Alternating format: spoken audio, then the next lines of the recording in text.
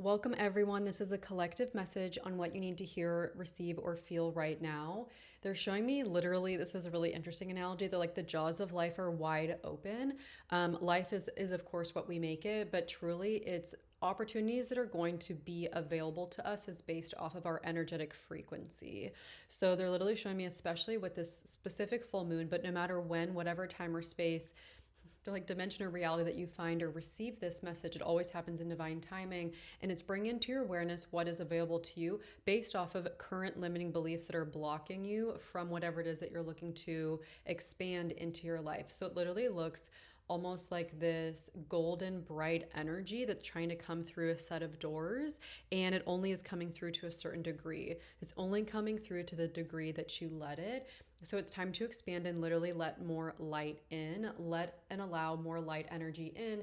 And specifically with full moons, whatever comes up to the surface, especially if it is not a feeling, sensation, or emotion that we prefer, we tend to be like, oh, I don't want to feel this way, or like, I don't like this, or whatever it is, and like push it away. It's actually a blessing in disguise. 111 is extra confirmation. So whatever comes up to the surface is literally showing you what is in the way. Butterflies, we love it, is literally showing you what is in the way to your most expansive sense of self, your most expansive timeline, your dream life or reality. If you're like, oh, that's, I don't know why my guides want to say that's poppygosh. Like, that's like, if you feel that way in any degree or capacity, especially, they're showing me a specific set of the collective that maybe has just not really found the happiness that you've been looking for in life and you don't think certain things are possible. Your reality is literally based off of your belief system, or maybe you know someone who's in this energy. Oftentimes when we see or experience someone who's in an energy that we do not prefer, it helps us to reinforce the energy that we would prefer to be in. And another really interesting thing that's been shown to me recently has been the analogy or the comparison that Earth is literally a school of dichotomy. So we tend to learn what we would prefer based off of experiencing what we don't prefer, which I know on the human level, we're like, wait, no, I would just like to experience what I'd prefer. Yes, please, thank you.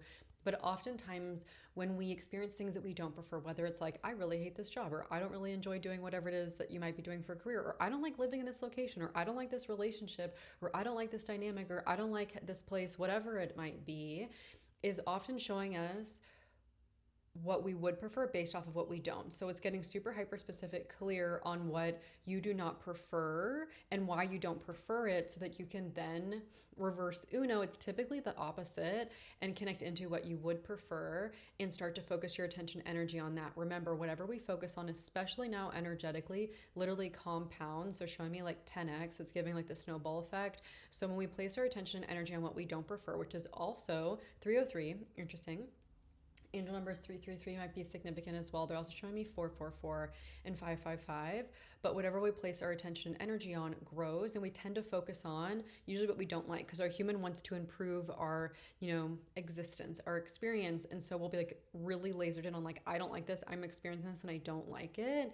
And the most important thing you can do in that moment is like, okay, if I don't prefer this, then what would I prefer? It's typically the opposite. Okay, I'd like to focus on that. So what is the distance? What is the distance and the difference between what you're experiencing of what you don't prefer versus what you do prefer? So for career, like, I really don't like, jobs or work spaces or bosses that have X, Y, or Z energy or whatever it might be. Okay, well then what would I prefer? So it's typically the opposite of that. So what inspired action steps, aligned action steps do I need to take to change or pivot from this to this? And notice what limiting beliefs come up of like, oh, I don't know if that's possible, or I don't have the time, space, or energy for this, or like this is whatever, poppygosh. Where is that word from? Anyways, is that even a real world? Interesting. You're literally creating your world. And so if it's not what you prefer, it's time to shift and change it. If you believe to whatever degree that you're wed to certain circumstances, like I hear literally so many limiting beliefs and doubts that come through people's mouths based off of what they do or do not believe is possible. So it's like, oh, I could never leave this job, or I could never leave this location, or I'm bound here because I have kids, or because of whatever it is, I need to be near family, or whatever it might be. Yes, there may be some truth to that, but it usually is a limiting belief of whatever is holding you back to specific spaces, places, and locations. There's specifically want to talk about time, space, realities, and it's really time to like plop your awareness into your consciousness and your level, gifts, skills, and abilities to transcend present circumstances that you do not prefer.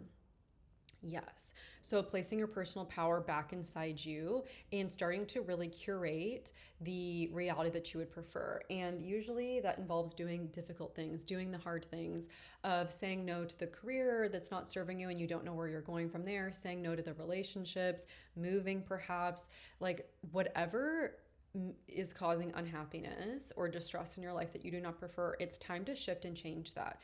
Things are only going to get much more challenging, difficult, and harder for people that are not doing the brave and the bold moves. So people that are playing it safe and staying in the status quo job because there's really nothing wrong with it, but like it doesn't actually give them happiness or whatever. It's like they're showing me literally it's like deceleration on a graph of the amount of duration and time that you continue to have mundane things in your life that don't bring you joy. It will actually start to cause and bring unhappiness. And so it's time to shift and take actionable steps, inspired action steps to make it happen. They're also talking to me about manifestation, the power behind manifestation. And of course, like we don't like the fact that it's such a buzzword on the internet, but it's like sifting through the mayhem and the riffraff and connecting back into your soul's truth at this time. They're showing me a lot of energy of like grasping for information outside of the self when at the end of the day all the answers of course are within inside you. It's simply just quieting the noise of the external world that has created the belief systems within your sense of self that is preventing your ability to actually find the truth or believe in your own level of personal power to literally create and design the life that you would prefer. We are born, whether it's born into a certain set of circumstances or whatever society you've been born into that has imposed whatever beliefs that have been imposed on you, whether it's the society, parents, authoritative figures, teachers, professors, whatever it might have been, friends even, starting to bring into awareness that actually a majority, they're showing me about 80% of most people's limiting beliefs or belief systems are from other people. So, and are not actually from you. And so it's time to start to bring awareness into that and be like, do I actually prefer these belief systems? No. Okay, would I like to change and shift them? Yes. And then doing the work, they're showing me specifically neural pathways and neural reprogramming and like doubling in on that, whether it is like doing guided meditations or there's some really powerful different exercises like CBT exercises as well to start to shift the thought processes. Interesting, they're wanting me to talk about beta brainwaves. So know that it takes up to 1,000 repetitions to make a new neural pathway in beta. So it's highly advantageous to do guided meditations such as Nidra that help you to drop into slower brainwave states such as theta or delta, where sometimes it can just take a couple repetitions to create a new neural pathway. And so the collective, a lot of the awakened collective that's finding this message, if you've made it this far within this message, it's time. It's your time to shine, but it's your time to expand outside limiting beliefs that aren't serving your highest good, because the sky is the limit in your life on what you can experience based on your ability to believe what you can call into your life. What they're showing me income like thresholds and abundance limits in terms of what you believe is possible for you. So notice when you say, oh, like I only think it's possible for me to earn X amount, like that's your own self-imposed earning limit or cap. And they're like busting open the ceiling, literally like busting that energy wide open in terms of what you believe is possible. And they want to talk about it's like seeing isn't always like seeing is believing, but sometimes we don't get to see before we believe, and it's usually the reverse Uno. So we usually have to believe in order to see. My guides want to deem it, they call it like Santa Claus syndrome, where it's like I need to see it in order to believe that it's true or real, and that's where most people get stuck or hung up in the manifestation process or up leveling when your beliefs aren't yet validated. And this is the hardest part, and I don't even want to say hardest part because it's only hard if you let it be hard. But what I typically see and observe from the human perspective, and what I've observed as well in my own life, of the biggest challenge can be believing in something before it exists and connecting into the energy of it before it exists, but it only is a matter of time. Once you match the energetic frequency of whatever it is that you desire, it's only a matter of time until it's drawn towards you. And it's like if you were to just put your request into the universe of whatever you want and take inspired action to make it happen, you wouldn't be checking all the time on like, is it coming in yet? Have I found it yet? Is it in my bank account yet? Has the opportunity landed yet? Because that energy is like needy and desperation actually pushes the thing out, and is actually can be quite hard and challenging and difficult sometimes for the human experience to be like, okay, well, like to have that sense of control and wanting to control things when the universe actually wants us to surrender and release control, surrendering and releasing control of how it comes in, and know that it's going to happen in a divine way, in divine timing. They're talking about trust and faith, and also wanting to close the collective message on fear and disbelief is the opposite of trust and faith. I'm going to say that one more time. Fear and belief is the fear. What was it? Fear is the opposite of trust and faith. This is what's super interesting about channeled messages is it comes in, it flows in, and then it flows out. And yeah, it's like maybe you need to go back and like re-listen to the first time when I said that. But fear is the opposite of trust and faith. And whether it's disbelief, there it is.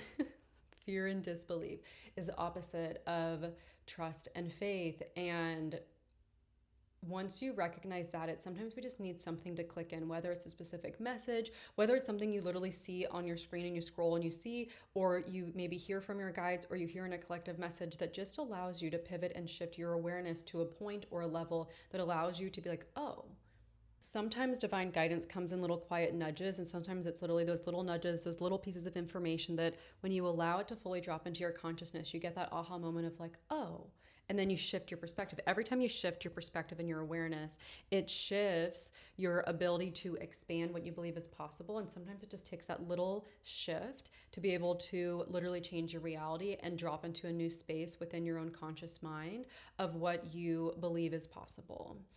So I hope that you enjoyed this collective message, the channel guidance that came through for the collective. I always say truly for collectives, take what resonates, leave the rest.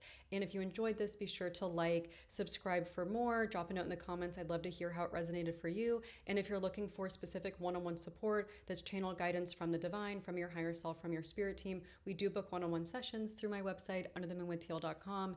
And I hope you have a beautiful and wonderful, magical day wherever you find yourself in the world. And until next time.